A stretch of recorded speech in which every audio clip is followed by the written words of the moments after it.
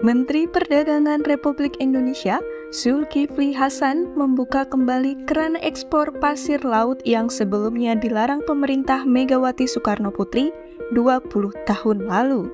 Saat itu, larangan diberlakukan untuk mengurangi dampak buruk eksploitasi pasir laut terhadap lingkungan. Kebijakan tersebut menurut Permendak Nomor 20 Tahun 2024 tentang perubahan kedua atas Peraturan Menteri Perdagangan Nomor 22 Tahun 2023 tentang barang yang dilarang untuk diekspor. Ada juga Peraturan Permetak Nomor 23 Tahun 2023 tentang kebijakan dan pengaturan ekspor. Penerbitan tersebut dilakukan sebagai tindak lanjut usulan Kementerian Kelautan dan Perikanan, instansi pembina pengelolaan hasil sedimentasi di laut. Revisi 2 Permendak ini merupakan amanah peraturan pemerintah nomor 26 tahun 2023 serta merupakan usulan dari Kementerian Kelautan dan Perikanan sebagai instansi pembina atas pengelolaan hasil sedimentasi di laut, ujar Dirjen Perdagangan Luar Negeri Kemendak Isi Karim. Namun, Kementerian Perdagangan menyebut ekspor hasil sedimentasi berupa pasir laut hanya dapat dilakukan selama kebutuhan dalam negeri sudah terpenuhi.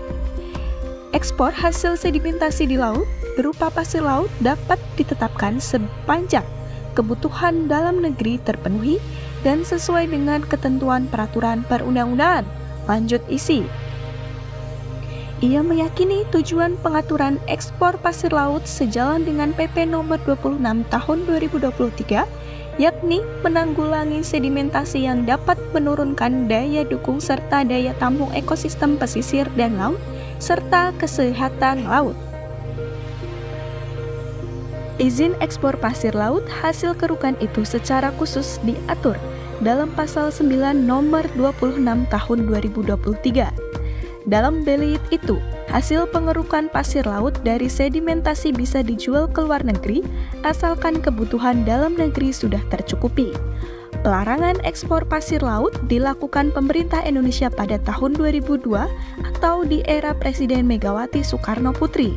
Penghentian ekspor pasir oleh pemerintah dilakukan karena jadi polemik panas kala itu. Pada saat itu, banyak pihak yang kontra dengan ekspor pasir laut karena hanya menguntungkan Singapura. Sementara Indonesia tidak banyak diuntungkan karena harga pasir yang dinilai terlalu rendah. Belum lagi dampak kerusakan lingkungan, di mana banyak pulau kecil di Kepulauan Riau hilang karena terkena abrasi setelah pasirnya dikeruk untuk dikirim ke Singapura. Bahkan, mantan Menteri Kelautan dan Perikanan Republik Indonesia Pujiastuti menyayangkan hal ini dan merespon dengan emotikon sedih melalui akun X-nya. Menurut Zulhas sendiri, pasir laut dengan spesifikasi pasir alam yang berasal dari pembersihan hasil sedimentasi di laut adalah yang memiliki ukuran butiran D50 kurang dari 0,25 mm atau D50 lebih besar dari 2,0 mm. Zulkifli Hasan atau lebih dikenal dengan nama Zulhas adalah seorang wirausahawan dan politisi yang saat ini menjabat sebagai Menteri Perdagangan. Masuknya Zulhas ke kabinet menandai bergabungnya PAN di pemerintahan kedua Joko Widodo setelah menjadi oposisi sejak 2018. Sebelum diangkat menjadi Menteri Perdagangan, ia menduduki pimpinan MPR RI dan sempat menjabat Menteri Kehutanan di bawah pemerintahan Susilo Bambang Yudhoyono sejak awal kabinet kedua dibentuk. Ia merupakan lulusan di Fakultas Ekonomi Universitas Krishna Dwi Payana, Jakarta. Setelah lulus jenjang S1 pada tahun 1996, ia kemudian bekerja pada beberapa lembaga. Beberapa tahun kemudian, ia melanjutkan pendidikannya di Magister Manajemen Sekolah Tinggi Manajemen atau PPM, Jakarta dan lulus pada tahun 2003. Sebelum terjun ke dunia politik, Zulkifli Hasan adalah seorang PNS yang beralih profesi menjadi seorang wirausahawan. Zulhas ketika itu sudah berada dalam kondisi finansial yang cukup. Setelah bekerja sebagai PNS, ia memilih untuk berhenti dan bertekad untuk memulai usaha sendiri.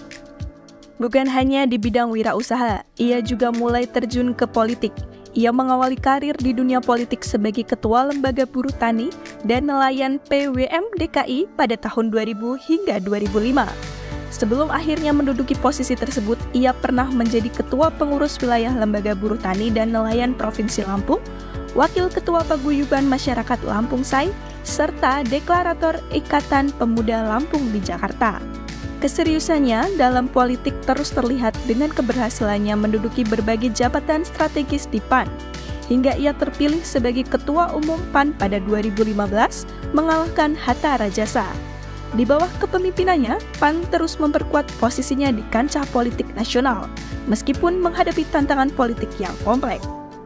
Salah satu puncak karir Zulkifli Hasan di pemerintahan adalah ketika ia diangkat menjadi Menteri Kehutanan oleh Presiden Susilo Bambang Yudhoyono dalam Kabinet Indonesia Bersatu II pada Oktober 2019 hingga 2014.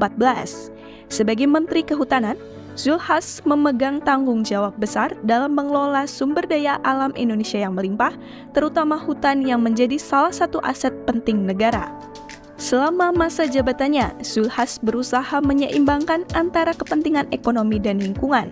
Salah satu kebijakan yang mendapat perhatian luas adalah upaya penataan izin pengelolaan hutan, di mana ia menerapkan prinsip keberlanjutan dan memperketat pengawasan terhadap perusahaan yang beroperasi di sektor. Ia juga berperan dalam mengurangi deforestasi dan memperluas kawasan konservasi, meskipun pencapaian ini tidak lepas dari kritik terkait pelaksanaannya di lapangan. Di samping itu, ia juga memperjuangkan kepentingan masyarakat adat dan lokal dalam pengelolaan hutan, dengan memberikan ruang yang lebih besar bagi mereka untuk mengelola sumber daya alam secara berkelanjutan. Langkah ini dianggap penting dalam menjaga keseimbangan antara pembangunan ekonomi dan pelestarian lingkungan, meskipun masih menghadapi banyak tantangan dalam hal implementasi. Pada tahun 2014, setelah masa jabatan sebagai Menteri Kehutanan berakhir, ia terpilih menjadi Ketua Majelis Permusyawaratan Rakyat (MPR) RI. Sebagai Ketua MPR, Zulkifli memiliki peran penting dalam menjaga konstitusi negara dan memperkuat sistem demokrasi di Indonesia. Salah satu tugas utama MPR adalah menjaga Pancasila sebagai dasar negara dan merawat persatuan di tengah keberagaman masyarakat Indonesia. Selama menjabat sebagai Ketua MPR dari tahun 2014 hingga 2019, ia aktif dalam menyuarakan pentingnya persatuan nasional di tengah dinamika politik yang seringkali memecah belah masyarakat. Ia juga sering menekankan perlunya menjaga kebhinnekaan dan toleransi sebagai fondasi utama bagi Indonesia yang majemuk. Di bawah kepemimpinannya, MPR juga mendorong penguatan pemahaman masyarakat terhadap nilai-nilai Pancasila melalui berbagai kegiatan sosialisasi. Ia juga mendorong adanya dialog nasional yang terbuka, terutama dalam menyikapi isu-isu sensitif seperti agama, suku, dan ras. Peran Zulkifli sebagai Ketua MPR mendapat apresiasi dari berbagai kalangan, meskipun ia menghadapi tantangan dalam mengatasi polarisasi politik di dalam negeri. Kepemimpinannya di PAN pun dan perannya dalam pemerintah menjadikannya salah satu tokoh politik paling berpengaruh di Indonesia.